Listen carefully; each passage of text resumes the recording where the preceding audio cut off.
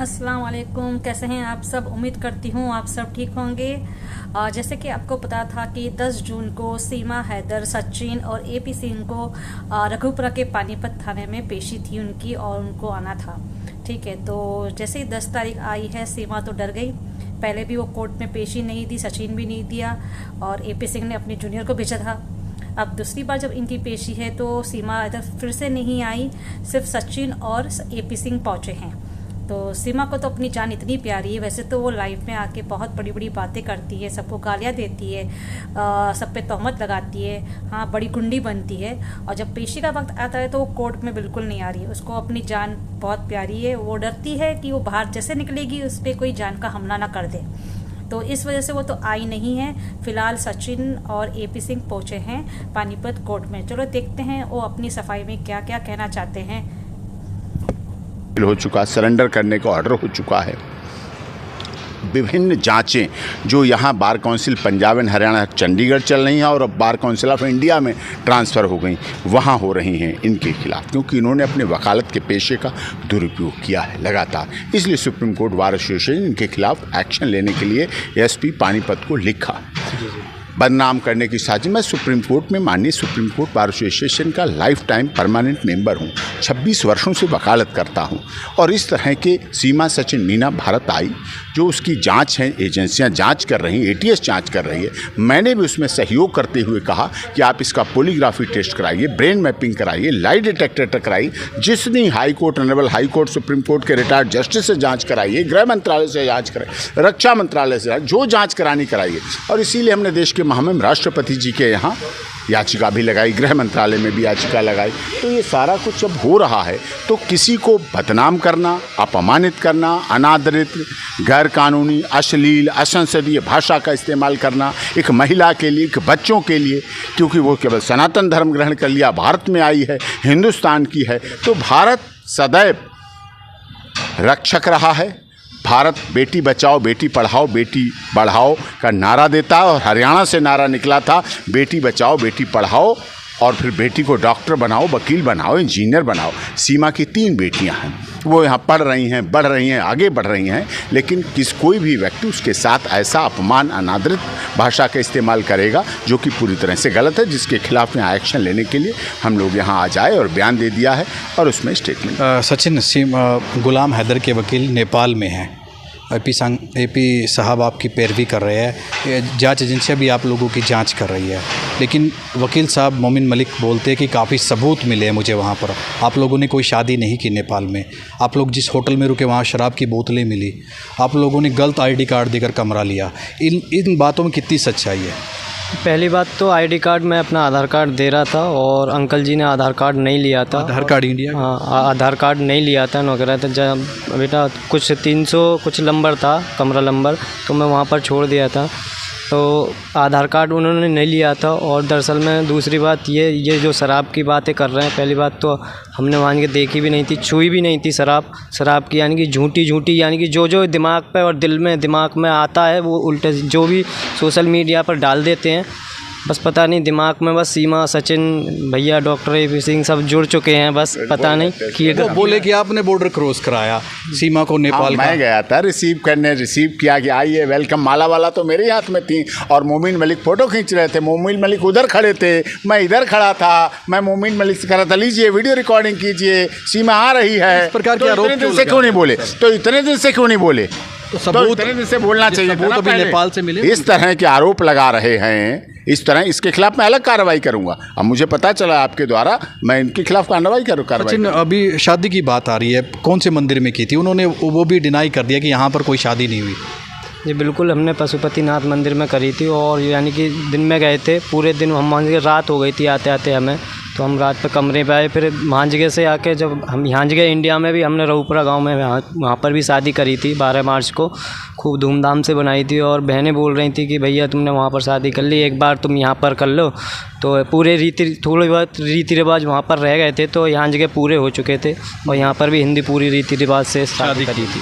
वकील साहब एक ऑडियो का जिक्र करते हैं गुलाम हैदर के वकील कि ऑडियो में बातचीत हो रही है, सीमा कैंप में जाती थी, फौजी कैंप में ट्रेनिंग लेकर आती है, सॉफ्टवेयर अपलोड कर देती है, वो कंप्यूटर चलाना उसको आता, लैपटॉप चला लेती है, कई भाषाओं का ज्ञान है। फिर रॉ में होना चाहिए इस व्यक्ति को एडवोकेट तो काफ़ी बहुत आगे होना चाहिए। गृह मंत्रालय को उतने ले लेना चाहिए। आइए, आप तो देश के जितने आतंकवादी हमले हुए हैं इनकी उन्हें जानकारी रही होगी, 26/11 की भी जानकारी रही होगी, संसद पे हमला हुआ इन्हें जानकारी रही होगी, इन्हें पुलवामा कांड हुआ तो जानकारी रही होगी, इन्हें वो भी आउटपुट लेना चाहिए। वो कौन लोग थे, वो कैसे घुसते हैं, और जो बॉर्डर पे आज भी घुसते हैं, हमारे देश के सैनिक शहीद होते हैं, तिरंगे में लिपट कर आते हैं। हमारा देश के सैनिक क्या कह के जाता है अपने माता पिता और पत्नी और बच्चों से कि मैं बॉर्डर पर जा रहा हूं, या तो तिरंगा लहरा के आऊंगा या तिरंगे में लिपट कर आऊंगा। और जब उसका पोस्टमार्टम किया जाता है, सारी गोलियां सीने पर मिलती हैं, पीठ पीछे गोली नहीं मिलती। हमारे देश का सैनिक है तो इनको मदद लेनी चाहिए। बिल्कुल वकील साहब, आप इनका केस लड़े, सीमा का केस लड़े, तो क्या उनको राइट नहीं बनता कि गुलाम हैदर का वकील केस लड़े? आप लोग फिर उसको आतंकवादी बोलते हैं। CPC 83 के तहत, CPC की धारा 83 साफ तौर पर कहती है कि जो एलियंस देश है, पाकिस्तान एलियंस देश है, उसका व्यक्ति यहाँ भारतीय न्यायालय में, अदालत में केस फाइल नहीं कर सकते हैं। गलत है, इसीलिए वो स्वयं पार्टी बनते हैं। बड़ी साजिश के तहत, बड़ी चाल के तहत स्वयं मुकदमा बनते हैं। कभी आपने वकील को स्वयं पार्टी बनते देखा है क्या? आप तो वरिष्ठ पत्रकार हैं और वरिष्ठ न्यूज़ चैनल के लिए आपका चैनल पूरी दुनिया में देखा जाता है। कभी वकील स्वयं पार्टी बनता है? लेकिन वो बन रहे हैं, वो खुद डालते हैं। मैं वकील पर जब आरोप लगते हैं, आप आतंकवादी बोलते हो, अरब देशों से फंडिंग, इसीलिए यहाँ फंडिंग नहीं ले पा रहे हैं। नेपाल में फंडिंग लेने गए हैं, ये काफी बड़ा आरोप। हाँ, नेपाल में यहाँ जांच एजेंसियां चली, जब मैंने कहा तभी तो वहाँ गए हैं, और वहाँ क्योंकि वहाँ हो रहा है, जिससे यहाँ चीज़ें ना हो पाए। आप क्या मानते हो, वकील साहब को भारतीय सुरक्षा एजेंसियों पे यकीन नहीं है कि जो जांच चल? अगर होता एजेंसियों से तो क्या स्क्रिप्टेड बनाते? स्क्रिप्टेड वीडियो कौन बात कर रहा है उस वीडियो में? उस ऑडियो वीडियो ख्वाह मोमिन मलिक बात कर रहे हैं और उधर से गुलाम हैदर का भाई बात कर रहा है, उसका दोस्त बात कर रहा है, वही तो बात कर रहे हैं दोनों, वो बात कर रहे हैं लगातार। और बोल हाँ वाह ओह ऐसा था वैसा था, स्क्रिप्टेड पूरा चला जाए। आर्टिफिशियल इंटेलिजेंसी का प्रयोग जब देश के माननीय गृह मंत्री के लिए हो सकता है, माननीय गृह मंत्री अमित शाह जी का चुनाव में आर्टिफिशियल इंटेलिजेंस का प्रयोग हुआ, उनकी ऑडियो वीडियो रिलीज की। ये वही लोग हैं जो मोदी जी की सरकार को अस्थिर करना चाहते थे, खट्टर जी की सरकार को अस्थिर करना चाहते थे, और उत्तर प्रदेश में योगी जी की सरकार को अस्थिर करना चाहते थे। इसीलिए चुनाव के दौरान उन्होंने सारा कुछ साजिश रची। सचिन, अभी काफ़ी जाँच हो चुकी है, लोग जब जासूस बोलते हैं मोमिन मलिक जैसे गुलाम हैदर के कहने पर, तो कैसा लगता है आप लोगों को? दुख होता है इस बारे में अभी भी? ज़रूर दुख होता है, ऐसी बात नहीं है। तो हम भी तैयार हैं हर जांच के लिए। सब जो भी जांच है, XY छोटी से लेके बड़ी तक जो भी जांच है, हम तैयार हैं दोनों जने।